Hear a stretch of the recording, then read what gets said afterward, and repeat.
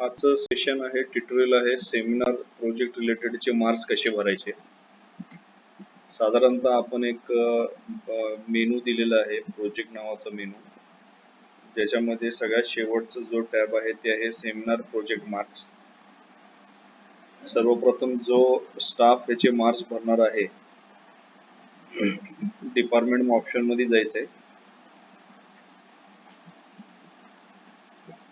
त्या स्टाफच्या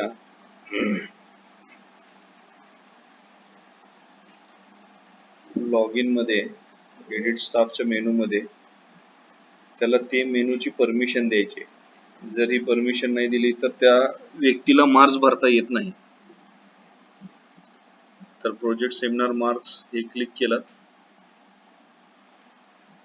तर त्या व्यक्तीला मार्क्स भरता येतात. साधारणतः प्रोजेक्ट नावाचा मेनू, त्याच्यामध्ये सेमिनार प्रोजेक्ट मार्क्स आहेत. 4 आपण ऑप्शन दिलेले आहेत. पहिला ऑप्शन आहे की फॉर्मेटिव्ह असेसमेंटचे मार्क्स द्यायचे. दुसरा ऑप्शन आहे समेटिव्ह असेसमेंटचे मार्क्स द्यायचे.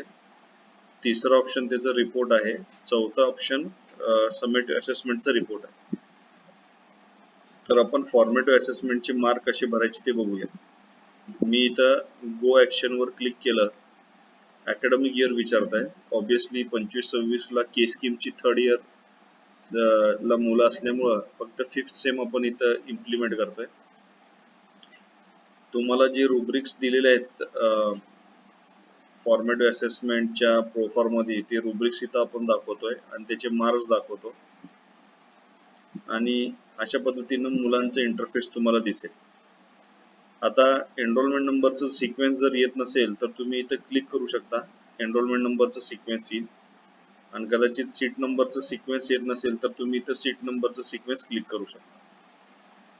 तर साधारणतः आता तुम्ही जे विद्यार्थ्यांना मार्क्स दिलेले आहेत तुमच्या प्रोफॉर्मा प्रमाणे तुम्ही इथं मार्क्स टाकू शकता. जसं की मी इथं 40 मार्क्स टाकले टोटल मध्ये.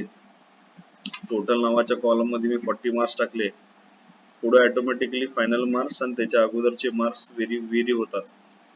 जर तुम्हाला ते मार्क्स द्यायचे असतील तर तुम्ही इथं ते मार्क्स स्वतः पण भरू शकता. साधारणतः तुम्ही एक्सेस मार्क द्यायचा प्रयत्न करा, ते एरर देणार तुम्हाला.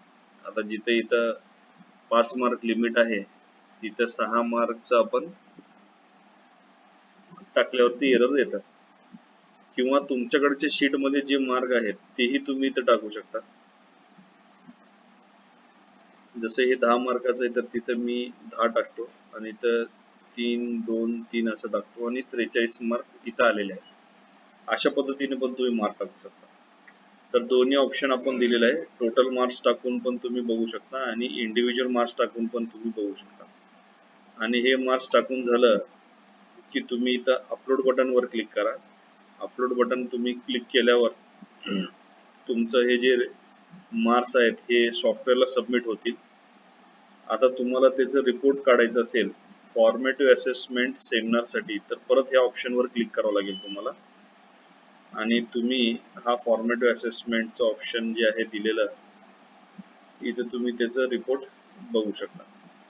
तर रिपोर्ट मध्ये सुरुवातीला इथं आपण फॅकल्टी नेम ब्ल्यू कलर मध्ये दिलंय. तुम्ही इथं क्लिक करा आणि इथंच तुम्ही त्याला एडिट करू शकता. जसं की आता मी इथं नाव देत असेल जसं की मिस्टर पाटील TL, तर इथं तुम्ही नाव देऊ शकता. आणि हे डेट पण ब्ल्यू कलरचं एडिट होत आहे. तुम्ही वाटलं तर इथं क्लिक करून द्या. जसं की 24/11/2025, कारण 5th सेमचं 25 ला झालं होतं.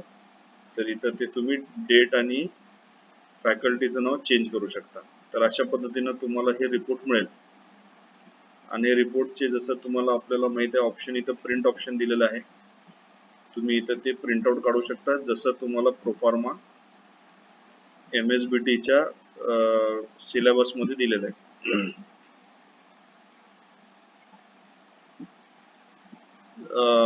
दुसरं अजून आहे याच्यामध्ये ऑप्शन की समेटिव्ह मार्क्स.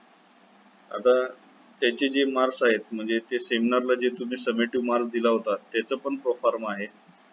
परत सेमच सिलेक्ट करायचं 25-26 5th सेमिस्टर त्याचे रुब्रिक्स ऑलरेडी दिलेले आहेत इथं, आणि हेही तुम्हाला इथं सिलेबस मध्ये दिसेल. सगळे 10 मार्काचे रुब्रिक्स आहेत. आता मी कम्प्युटरचा रेफरन्स घेऊन इथं दाखवतोय. सगळे 10 मार्काला आहेत. टोटल 50 मार्काला आहे, नाही तर 25चा आहे. तर इथं आपण थोडंसं ऍड ऑन काय केलंय, roll number, enrollment number, seat number, नाव ऍड केलंय.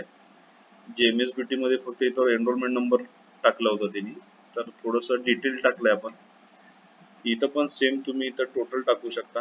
जसं की 50 मार्काचं आहे, इथं तुम्ही 50 टाकू शकता. समजा तुम्ही 55 टाकायचा प्रयत्न केला तर ते घेणार नाही, कारण हायेस्ट मार्क 50 आहेत. तर जे मार्क मुलांना मिळाले तुम्ही डायरेक्ट टोटल मध्ये टाकू शकता. टोटल मध्ये तुम्ही जर टाकत गेला तर ऑटोमॅटिकली ते रिव्हर्स इंजिनिअरिंग मध्ये येत आहे. किंवा तुमच्याकडे त्यांचे मार्क असतील, जसं की 7, 8, 7, 9 अशा पद्धतीने असं पण तुम्ही प्रोग्रेसिव्ह मॅनरनं भरू शकता. तर या पद्धतीनं तुम्ही डेटा भरून अपलोड केला तर हे डेटा सगळा अपलोड होऊन जाईल.